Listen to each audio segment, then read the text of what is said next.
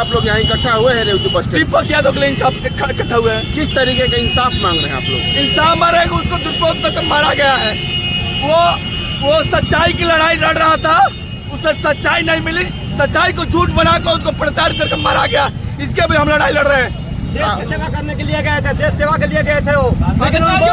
जुबा खामोश, दिल गुमसुम और ये सारी आंखें नम है।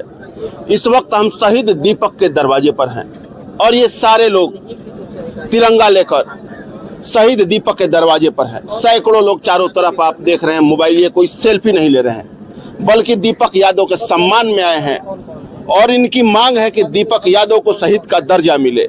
बलिया का लाल कभी आत्महत्या नहीं कर सकता है। गांव के लोगों का कहना है, क्षेत्र के लोगों का कहना है कि बलिया का लाल था। देश को जब जब जरूरत पड़ी बलिया ने देश को दिया है। चाहे आजादी हो, हर चीज में बलिया चढ़कर आगे रहा है और यह बलिया का लाल कभी आत्महत्या नहीं कर सकता है। इस बलिया के लाल को शहीद का दर्जा मिले। परिवार के लोग पार्थिव शरीर लेने से इनकार कर रहे हैं कि जब तक इस लाल को शहीद का दर्जा नहीं मिल जाएगा तो तब तक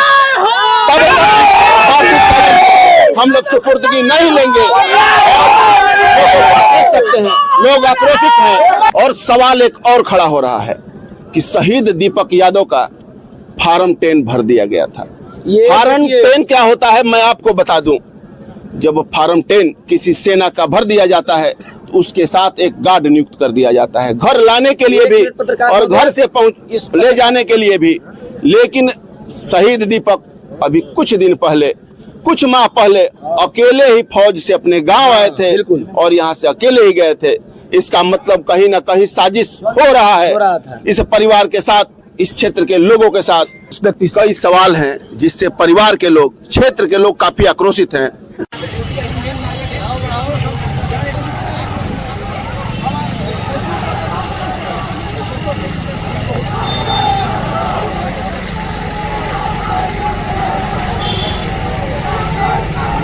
विधायक जी, आप शहीद दीपक यादव के पुष्पांजलि में आए हैं और यह गांव के लोग और घर के लोग डेड बॉडी लेने से इनकार कर रहे हैं, सुपुर्दगी लेने से इनकार कर रहे हैं कि दीपक यादव को शहीद का दर्जा दिया जाए। इस पर आप क्या कहेंगे? बिल्कुल दिया जाना चाहिए महाराज। जो आदमी अपना घर दरवाजा छोड़ करके राष्ट्र की सीमा की सुरक्षा करने के लिए चाहे वो जिस भी स्थान पर अपना कार्यरत है और उसका अंत होता है तो शहीद है।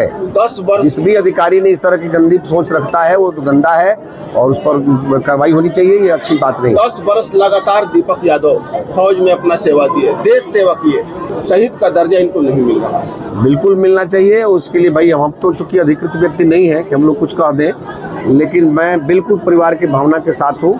10 वर्षों तक राष्ट्र के लिए, राष्ट्र की समर्पित भाव से सेवा करने वाला व्यक्ति कभी भी आत्महत्या नहीं कर सकता। जिसने भी जो कुछ भी किया है, गंदा हरकत किया है, ऐसे लोगों को दंड मिलना चाहिए और उसको जो है निश्चित रूप से शहीद का दर्जा मिलना चाहिए। इसके लिए आप क्या करेंगे?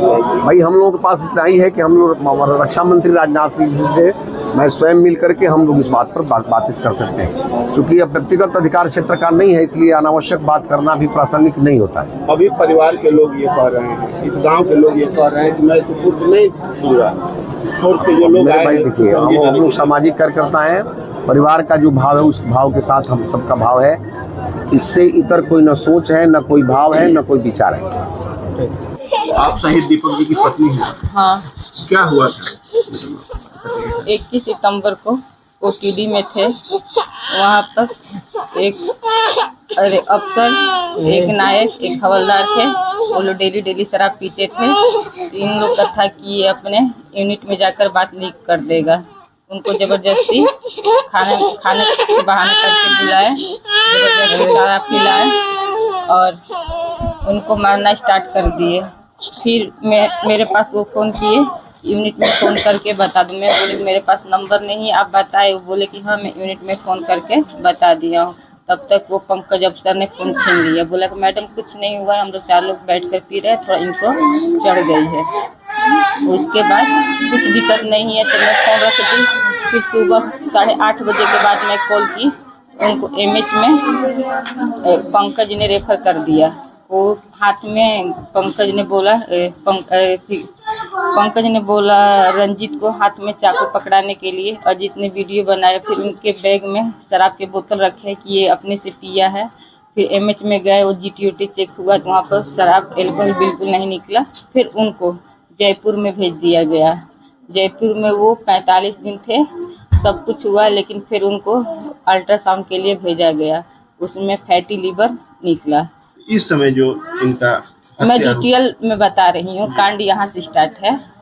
उसके बाद फिर वो यूनिट में गए, बुलाया गया, 10 नंबर भर दिया गया उनको। तब भी वो कुछ नहीं बोल रहे थे, वो खुश थे। बोले 10 नंबर कुछ नहीं होता है। 10 नंबर जब भरा गया था उस समय छुट्टी भी आए थे क्या यहाँ? कल हाँ, छुट्टी नवंबर। तो छुट्टी जब आए थे तो उनके साथ कोई फोर्स का सिपाही भी आया था कि अकेले आए थे? अकेले आए थे। 10 नंबर भरने के बाद तो कांस्टेबल के साथ एक सिपाही नियुक्त हो जाता है घर पहुंचाने के लिए, फिर घर से ले जाने नहीं, उनको नहीं, वो अकेले आए थे, अकेले भी गए हैं। मैडम क्या चाहती हैं आप? मैं तो इंसाफ चाहती हूँ और शहीद का दर्जा। क्या लग रहा है आपको इनके साथ क्या हुआ है? इनके साथ वो लोग उनको मार दिए हैं, हत्या की है। हाँ। लेकिन फौज आत्महत्या बता रही है कि नहीं, वो अपने से खुद नहीं। जब इतना वो सारे मेरे से बात बता सकते हैं, ये बात नहीं बता सकते मेरे से। कुछ लोग ऐसे बता रहे थे कि इनके पास कोई वीडियो भी था। आपको क्या बताए हैं क्या कि कुछ वीडियो था फौज के? हाँ, उनके वो फोटो खींचे थे, वो फोटो लेकिन अफसर डिलीट कर दिया था। कैसा फोटो था? वो बोल रहे थे कि जैसे बैठ कर 4 लोग पिए हैं, उसमें को फोटो लिए थे। और जो अफसर था उस जहाँ था, फोटो डिलीट कर दिया कि फोटो लीक नहीं करेगा। तो कारण क्या हो सकता है इनका हत्या करने का? यही हत्या होने के कारण हो सकता है कि हम लोग का ये बोले थे छुट्टी में आने से पहले कि हम जाएंगे तो फोटो करवरी होता है ना, उन लोग का डर था कि ये करवा कर आ जाएगा, दिखाएगा, हम लोग फंस गए। इतनी छोटी सी बात के लिए हत्या हो गई इनकी? हाँ, उनके पीछे पड़ गए थे। अगर मैं शहीद का दर्जा नहीं मिल रहा है तो फिर आप लोग क्या करेंगे?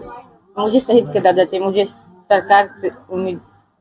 हजारों लोग शहीद के दर्जा के लिए नारे लगा रहे हैं। मुझे सही में इतना छोटा बच्चा लेकर कहाँ जाऊँ? कितने दिन का बच्चा है? 10 महीना का बच्चा है मेरा।